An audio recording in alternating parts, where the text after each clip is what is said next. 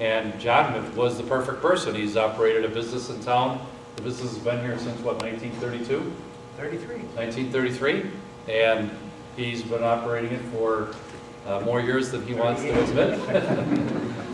Together, we've got 65 years of experience in owning businesses in Franklin Park, and John was the perfect person to chair the finance committee, and they took it away from him and gave it to somebody who a lot of people thought didn't have the same amount of experience because John was independent. And John said, well, wait a minute, why are you doing this, or why are we doing this, or why don't we try this? And they didn't want any ideas. They just wanted someone to say yes. I can say, all of us up here can say, we won't let it happen. If he starts to try to do it my way, we'll say, take a step back, remember what happened, and we'll knock him down a few notches. Because we all know he was an Eagle Scout, right? We all know about his Eagle Scout. Before he brings it up, I'll talk about 50 No. Eagle I Scouts. wasn't going to mention it at all because I've heard a lot about it in the last couple of weeks.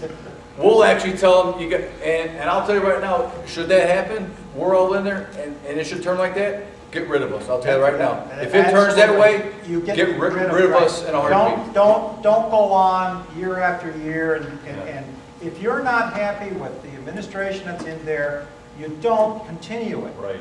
End it, and then. Wait, just get rid of Barrett. Whoa. Get rid of It's the- like Major League Baseball, you fire the manager, keep the team, Yeah, keep the team, and we get rid of the manager. Okay? And I think there is a point there. It's not likely that that would happen anytime soon, but I think we all will remember what has happened here with this present administration. It won't happen at all. And we'll revolt. There'll be a revolt that says, hey, we went through that once before, we don't want to do it again. Hey, Barrett, strike that and say anytime, Fine. not soon. Okay, fine. Anytime. Well, Ellen, Gene, Ellen? You hear a lot about the lack of communication between the village and the citizens of Franklin Park. What would you people do to resolve that? Can I What do we're a second doing on that? here? Can I do a second on that? We moved into this neighborhood when Jack Williams was mayor, and I can remember being outside working in my yard, and Jack Williams coming around to talk to you and say, so what's going on? How you guys doing? You know, we don't see that. Not all of us get to go to the village board meetings. You know, it's nice to see the elected officials come around and say, so what's going on in your neighborhood? You know, used to do it, used to come around by our neighborhood. You know, He was our precinct captain. What Yes. the That's more how I years met that we Gene want to and Bill. know? Right.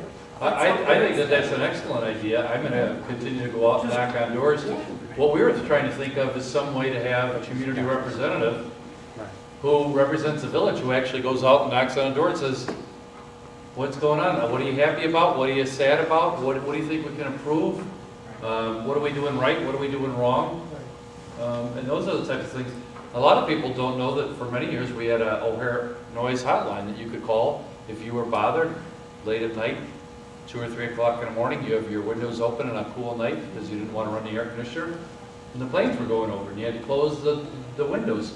Why not give those phone numbers out for people to call, or other things like how do you get free services for or discount services for seniors to be transported over to the grocery store, or can meals be delivered for people who are homebound?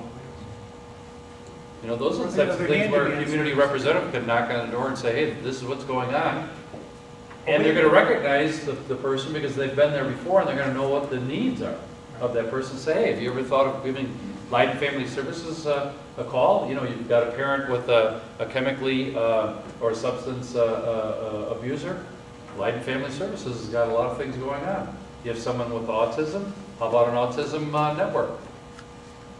The other thing too is that I think that we need to get out and talk to you guys more often. And that should be, you know, at least not every 2 years. You know, I hate that. You know, I mean, that is one of my Before an pet election. peeves is, you know, the election's coming up and then, oh, you're here. It must have been 2 years.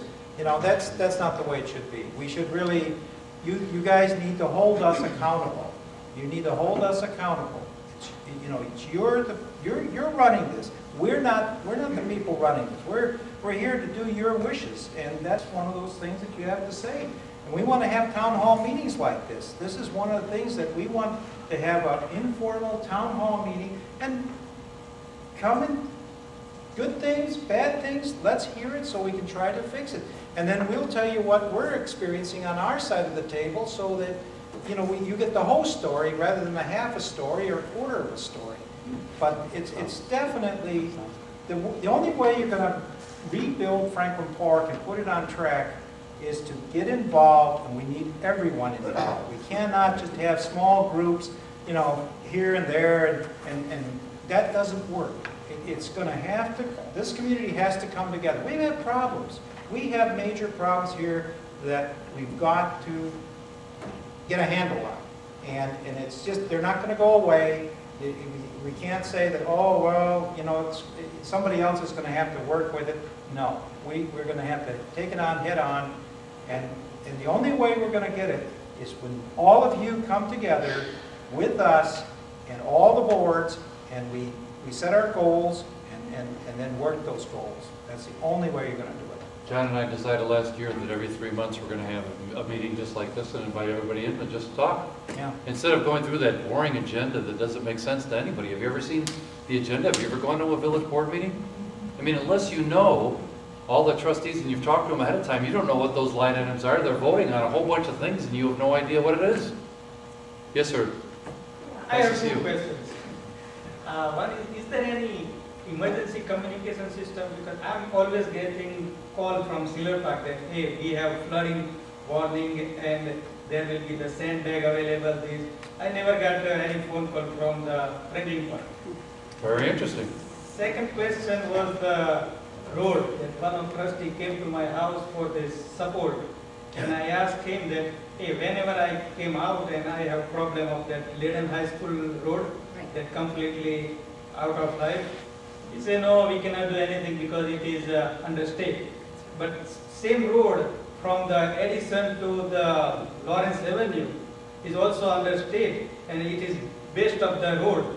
And it's being repaired now. Yeah. Schiller Park is being And they're repaired on putting 45th, but sidewalks not in. Franklin Yeah. Park. Yeah. Sidewalk. Well, isn't that interesting? Do you want to answer it or you want me to answer it? Go ahead. Skip. Okay, one of the things is, there is a little bit of, Skip Saviano is our state rep, and with Don Harmon as our senator, okay? And there is a definite dislike with those two gentlemen, okay? When I- I wouldn't say Don Not, Harmon. no, not Don Harmon, but But there's definitely some tension between Skip Saviano and the mayor. mayor, that's what I meant, I'm sorry. I wanted to make sure Don Harmon didn't. No, hear the Don words. Harmon, you're very fortunate to have a Don Harmon. Yeah, he's a gentleman and a scholar. Right, you wouldn't want anybody better. One of the goals, one of And the the same with things, Skip. yeah, 10 years ago when I got, I said I was going to run for the board, one of my goals was, there was a few things that I wanted to accomplish. And top of my list is 60, you know, all my life I've been there with this pothole street in front of East Lyden High School, entryway to Franklin Park, looks like the pit, you know, okay? So the first time I had a chance to go down to Springfield, we have this legislation day where you go down there and you meet them and talk to them and everything. I hit them between, you know, right between the eyeballs, and I said, look, what is it going to take to fix that street? Why can't you get this thing done? Blah, blah, blah, blah. So finally now, his first greeting is, I know, John, I know the street in front of East Lyden, that's, you know, so that's, I've gotten that far. So he knows Okay? it's on the radar. He knows I'm after him on it. What I think, if you have a change of administration here in town, I think we have a very, very good chance to improve that, because as you said, look at Schiller Park. They've got a beautiful street. They're putting in sidewalk now, and they're not paying a penny for it. Not a penny. So it tells you that, you know, there's a problem here, okay? And we have to fix that. Now, about your 911 call, on the website there, if you go to the village website, on there, you need to register your phone number onto that system. That's, each village now has this callback, or where we can automatically send out an emergency message if there's a flooding condition, or if there's a tornado, or some, whatever it may be, okay, a road closed or something. It's they call it a reverse dial-out, but anyways, you have to register for it. You can register your cell phone, and you can register your house phone. And if you're getting calls from Schiller Park, then you need to call them and say, can you remove my name off of your list because somehow it got messed up.